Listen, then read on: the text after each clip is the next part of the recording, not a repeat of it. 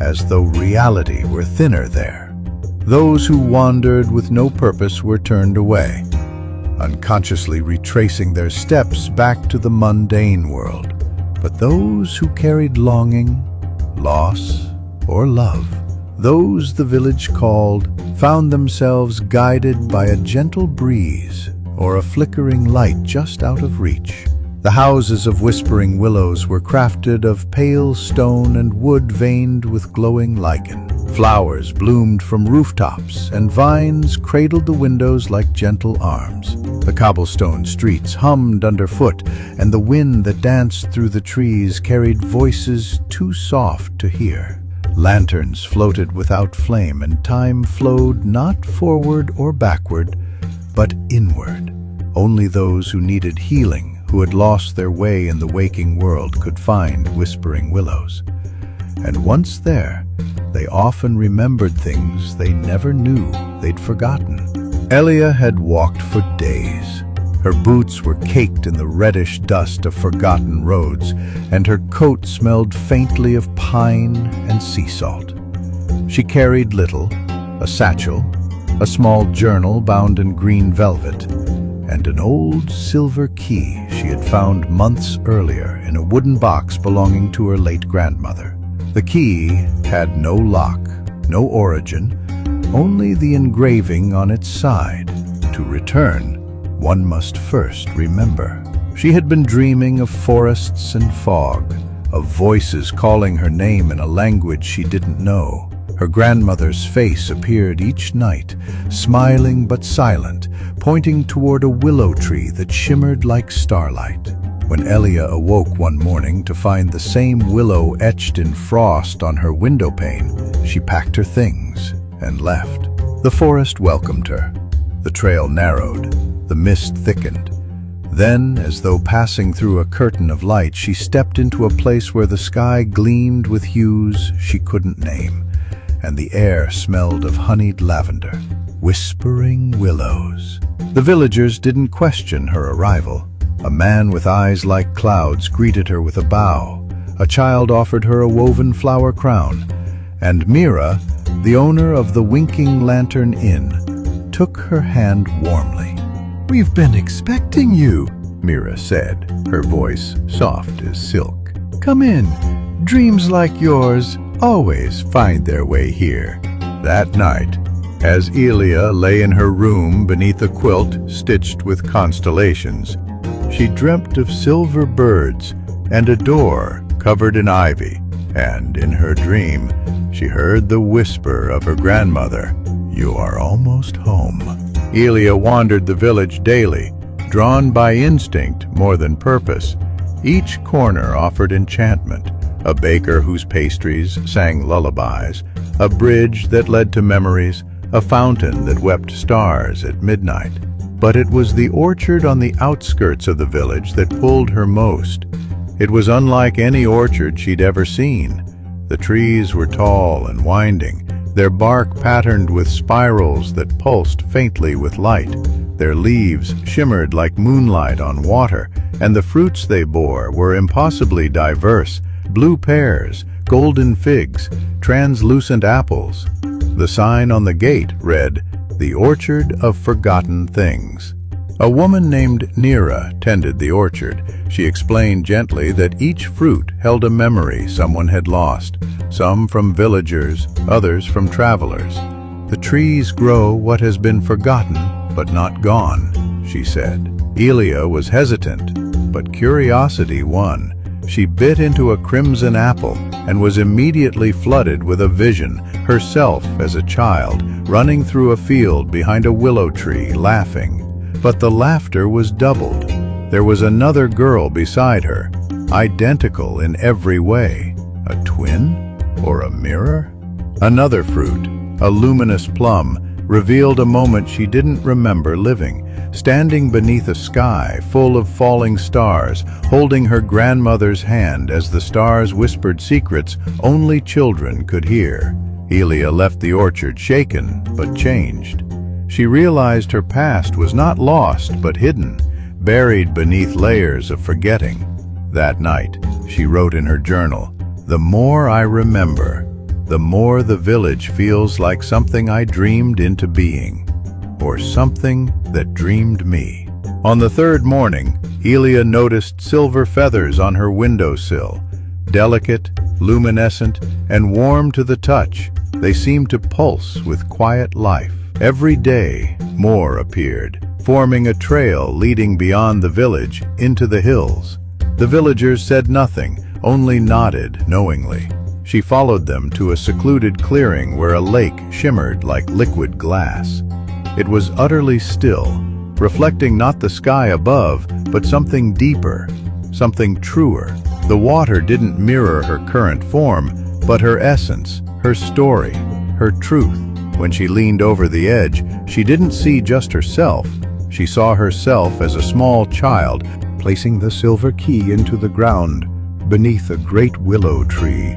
She saw her grandmother watching, tearful, whispering, "When the veil thins, the key will find her again." Elia remembered all at once, being taken from the village. A danger had come, something that weakened the veil that protected this place.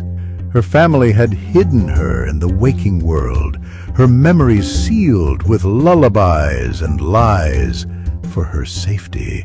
The silver key was a tether, a promise of return. She sat by Mirror Lake until the stars came out, feeling the truth settle into her like gentle rain.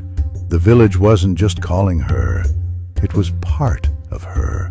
Every 10 years, the village celebrated the festival of light and shadow, when the moon turned gold and the boundary between dreams and memory became thin enough to walk through. Paper lanterns were lit and released into the sky, bearing wishes and forgotten names. Music rose from invisible instruments. Children danced in circles with stardust on their hands. Each villager painted their dreams on silk banners, images born from the subconscious, guided by moonlight. When Elia dipped her brush, she found her hands moving as if led by unseen forces. Her banner revealed a massive wooden door, tangled in ivy and glowing runes. It pulsed with an inner light. Villagers whispered when they saw it. "That is the door of becoming," said the elder Mira, gazing at the banner with reverence.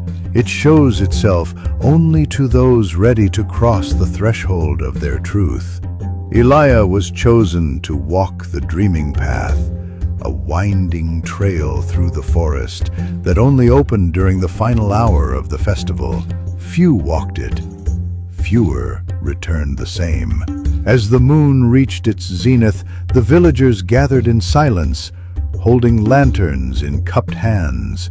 Elia, heart racing, stepped onto the glowing path that shimmered into existence. The dreaming path shimmered with soft white light, rising from the forest floor like fog, illuminated by stars. Elia stepped onto it and felt her body lighten, her breath deepen. The world around her quieted until only her heartbeat remained, a slow, steady drum that seemed to sync with the pulse of the path itself. With each step, memories unfurled around her like petals opening to the sun. First came laughter, her own voice, younger, wilder, echoing in a meadow filled with golden grass. She saw herself again with the girl from the ordered vision, the twin, the echo. Only now the truth settled in. It wasn't a sister. It was another self, one that had stayed behind, hidden deep within whispering willows. When she was taken away, they had been one soul, split for safety, a dream self and a waking self. Then came sorrow. She walked through a hallway where the walls bled tears. Memories of her grandmother standing at the village gates, watching Elia vanish into fog, clutching the key like a goodbye.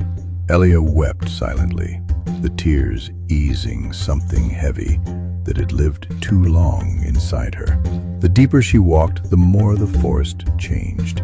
Trees became crystal spires, glowing with the color of her emotions. She passed a tree etched with names of every ancestor who had lived in Whispering Willows, including her own. Elia Wynn carved gently in a script that shimmered. At last, she reached a clearing, ringed with moonstones and silver lilies. In the center stood the door of becoming, exactly as it had appeared on her dream banner, ancient wood, wrapped in ivy, pulsing with warmth. Rooms glowed softly, rearranging themselves as she approached, until they formed a single word: welcome. Elia held the key.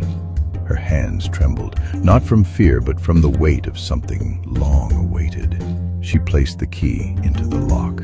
As the key turned, the door of becoming shuddered. Light spilled through the cracks, not blinding but soft like dawn through curtains. The door creaked open to reveal not another world, but a realm made of memory, truth, and possibility. It was a place between past and future, between dream and waking, between what she had been and what she could be. Elia stepped through.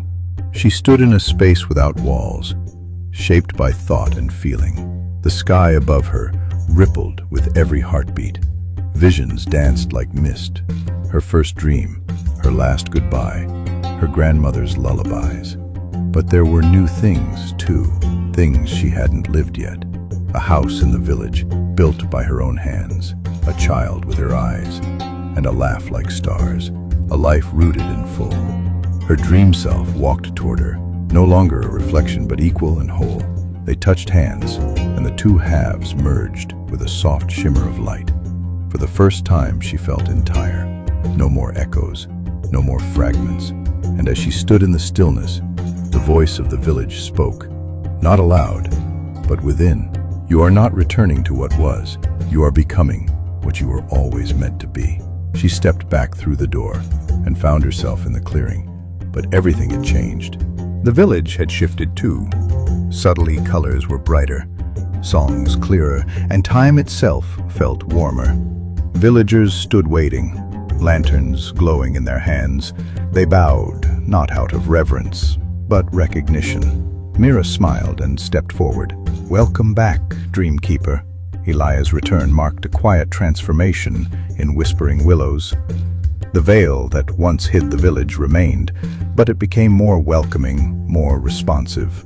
Now, travelers found their way more easily, guided by dreams or grief or a feeling they couldn't name.